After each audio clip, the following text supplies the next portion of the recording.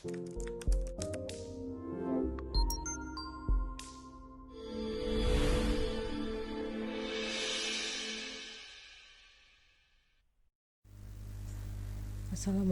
warahmatullahi wabarakatuh.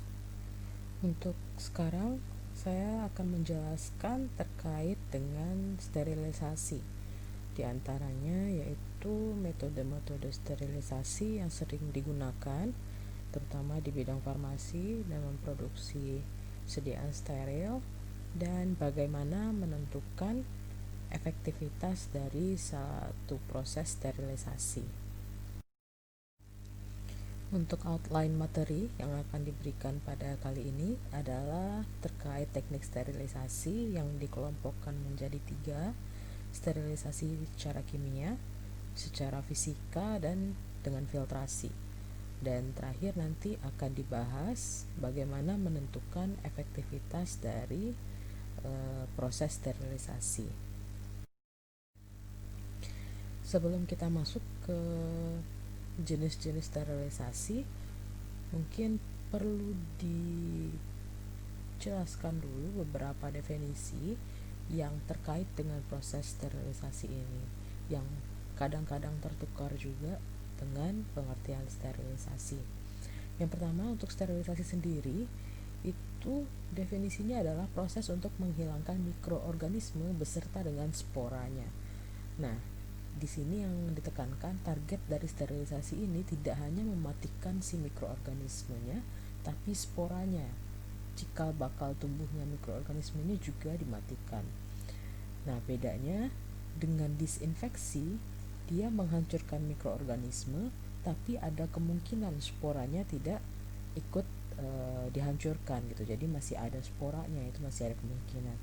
Nah, jadi ini sterilisasi dan disinfeksi ini adalah dua level yang berbeda.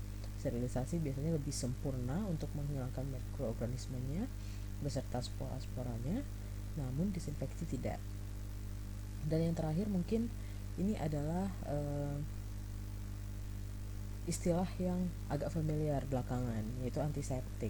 Nah, antiseptik ini sendiri adalah zat kimia yang digunakan untuk menghilangkan mikroba dari permukaan kulit. Nah, biasanya kayak kita pakai hand sanitizer itu dengan kadar alkohol 70% itu masih bisa disebut sebagai antiseptik gitu. Jadi di sini yang di highlight adalah posisi dari mikroba tersebut di permukaan kulit, karena antiseptik ini biasanya tidak terlalu berbahaya untuk makhluk hidup kecuali ditelan langsung. Nah, untuk menggambarkan beberapa metode sterilisasi yang ada, itu bisa diklasifikasikan menjadi 3, yaitu sterilisasi secara kimia, secara fisika, dan filtrasi. Untuk yang kimia sendiri itu kita bisa melakukan sterilisasi dengan bantuan bahan dalam wujud gas dan bahan-bahan dalam bentuk cair. Nah, kalau misalnya untuk sterilisasi fisika itu kita bisa menggunakan radiasi, bisa menggunakan panas basah, bisa panas kering, atau pengeringan dari si bahan yang akan disterilisasi tersebut.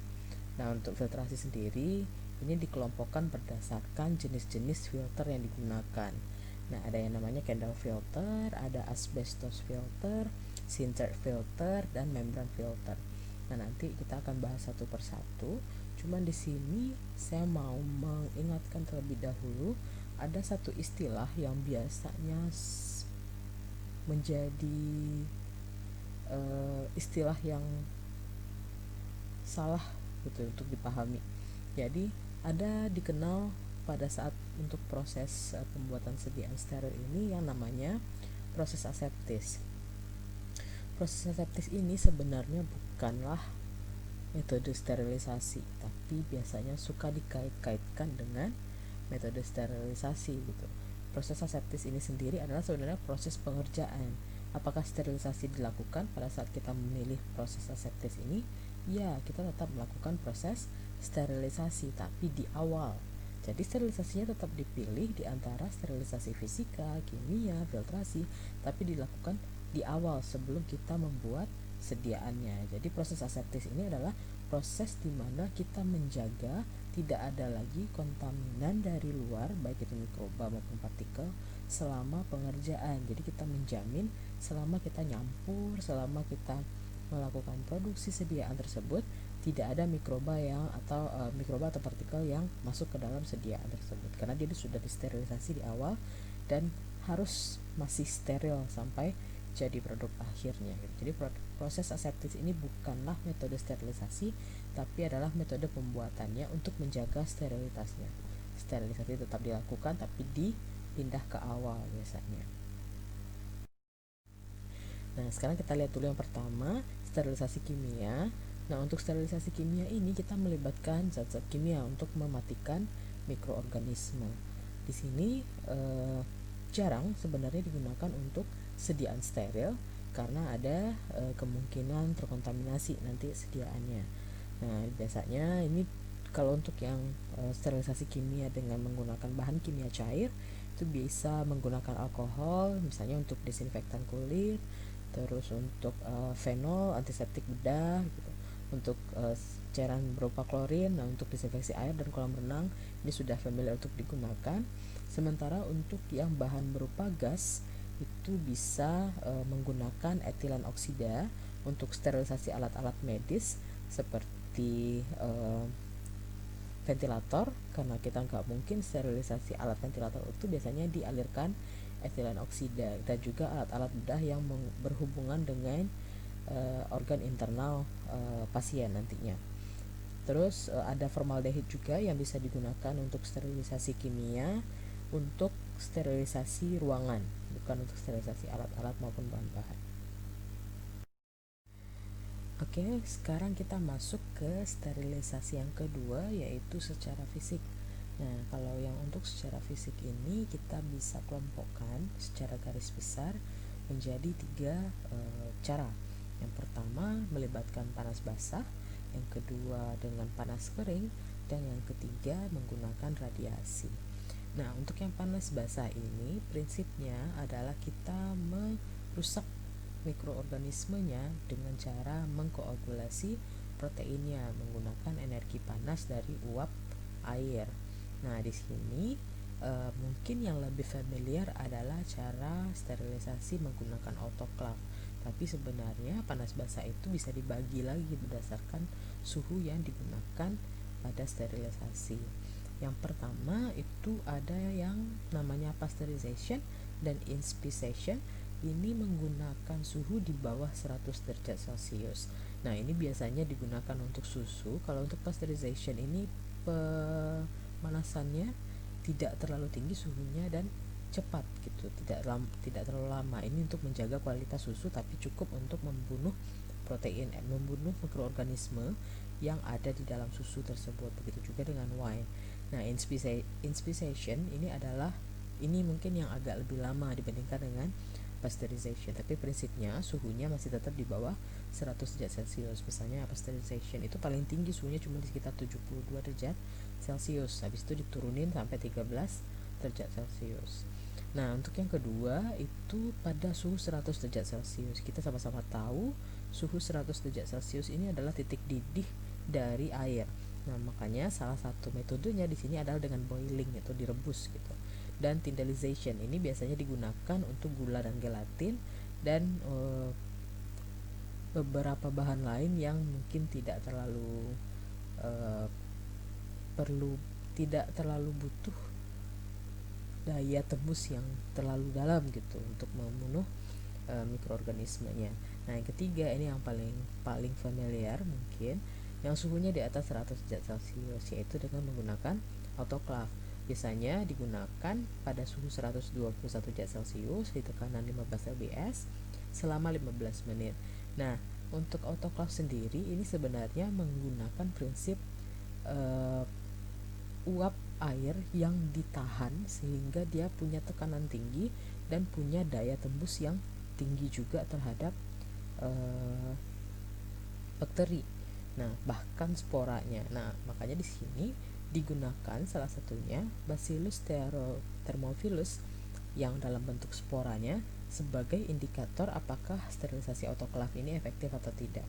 Karena bakteri ini adalah bakteri yang cukup tahan terhadap panas, sehingga sporanya ini bisa dibunuh sebenarnya dalam waktu 12 menit pada suhu 121 derajat Celcius. Kalau misalnya spora ini bisa inaktivasi oleh proses sterilisasi autoklav, itu bisa dikatakan sterilisasinya sudah selesai. Jadi ini digunakan sebagai salah satu indikator.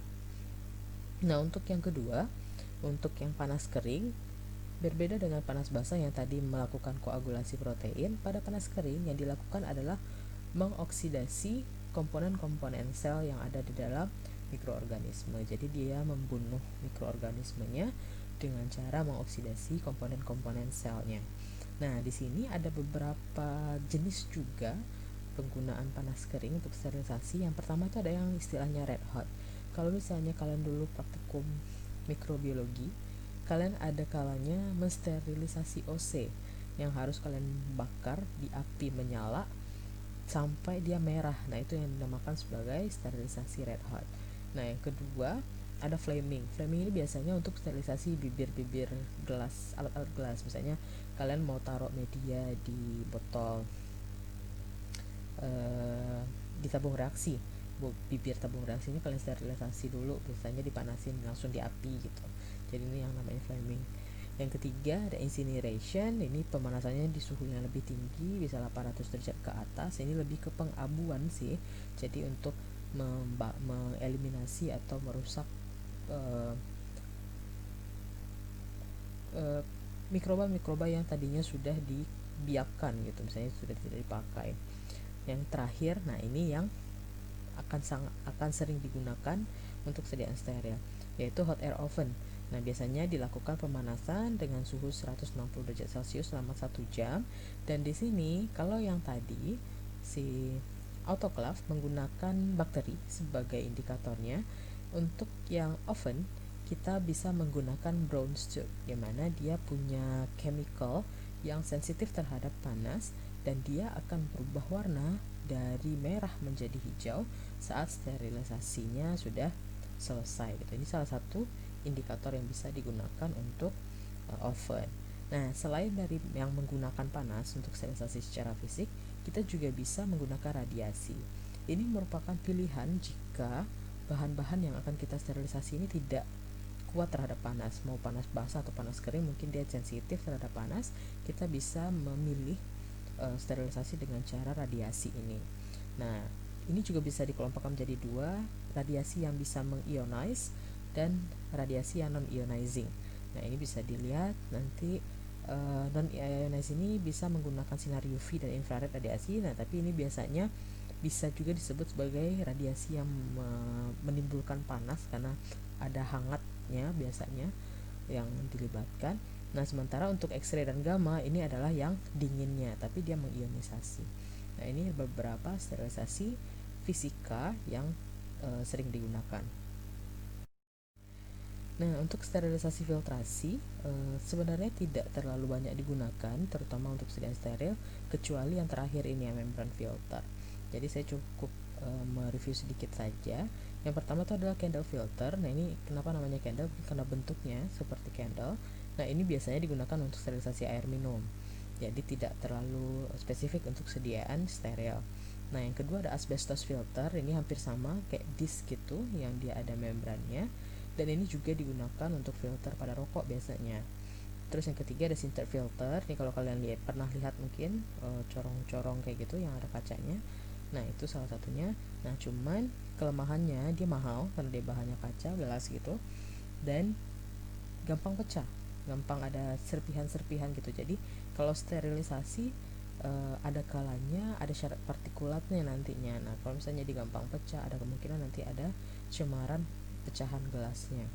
Nah, yang paling sering digunakan di dunia farmasi, terutama untuk sediaan steril, itu adalah membran filter.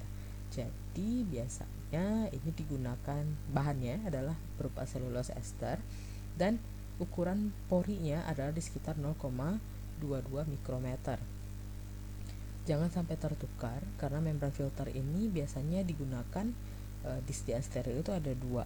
Ada yang 0,22 mikrometer dan ada 0,45 mikrometer. Nah, kalau yang 0,22 ini lebih ke sterilisasi tujuannya kalau kita gunakan untuk filtrasinya, karena bakteri itu umumnya nyangkut kalau misalnya kita gunakan membran filter yang ukuran porinya 0,22 mikro.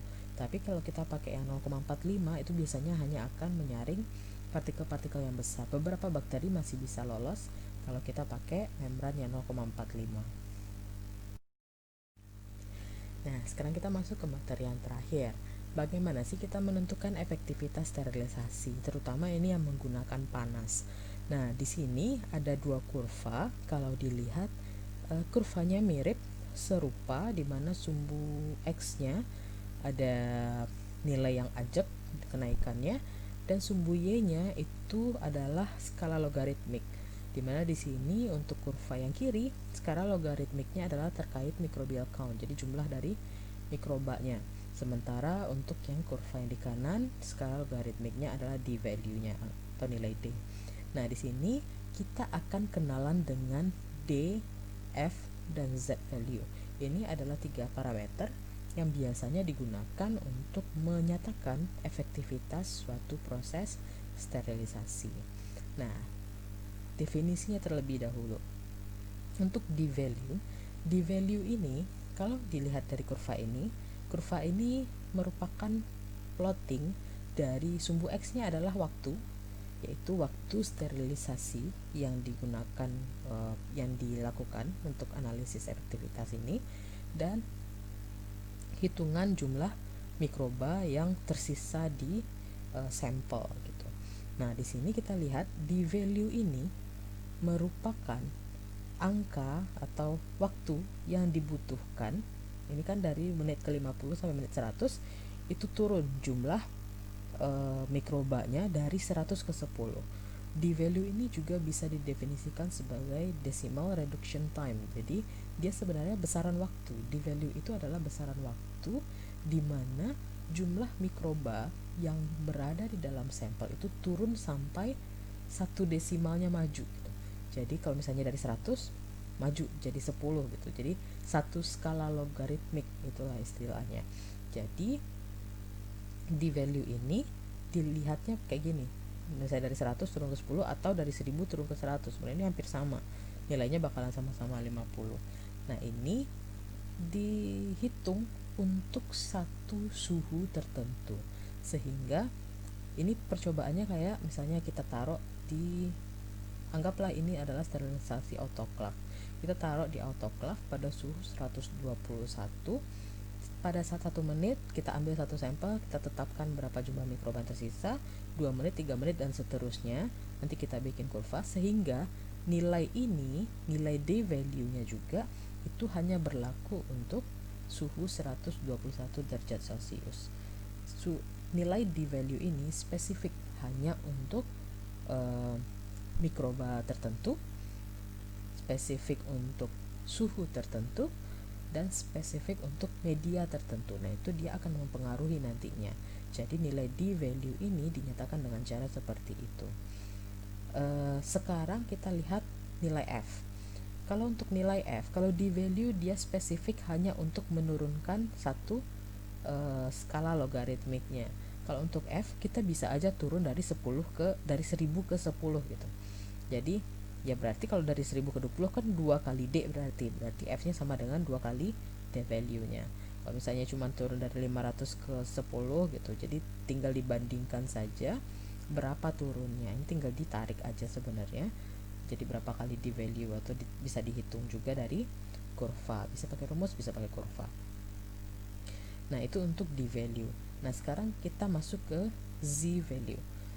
Nilai Z ini adalah sama-sama menurunkan satu log reduction, tapi untuk nilai D value. Nah, disinilah kita melihat apakah menaikkan suhu itu bisa optimal atau tidak dalam proses sterilisasi. Nah, di sini kalau kita lihat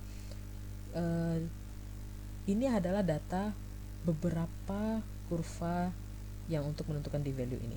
Jadi misalnya di suhu 350 ada kurva seperti ini, kita menentukan D value untuk suhu 350 berapa. Kita taruh di sini plotnya. Jadi ini adalah plotting antara temperatur yang tadi diuji masing-masing spesifik dengan di value-nya dengan angka dalam satuannya menit. Nah, ini log satu kali turun siklus lognya itu adalah nilai dari z value-nya. Jadi tinggal ditarik aja, misalnya dari skala 100, titiknya di sini, berarti di suhu berapa, dan turun jadi 10-nya itu ada di suhu berapa. Nah, inilah nanti nilai z value. Nah, sekarang bagaimana kita menentukan efektivitas sterilisasi? Kalau di value-nya semakin kecil, berarti efektivitasnya akan semakin bagus. D value itu terkait dengan waktu sterilisasi. Makin kecil waktu sterilisasinya, artinya lebih efektif untuk membunuh mikroba gitu, metode sterilisasinya. Begitu juga dengan z value.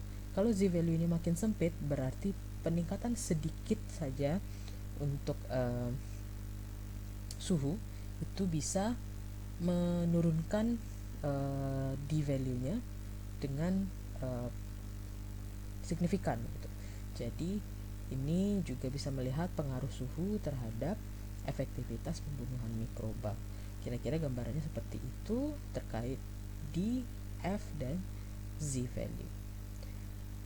Mungkin segitu yang bisa saya sampaikan. Selamat belajar. Terima kasih. Assalamualaikum warahmatullahi wabarakatuh.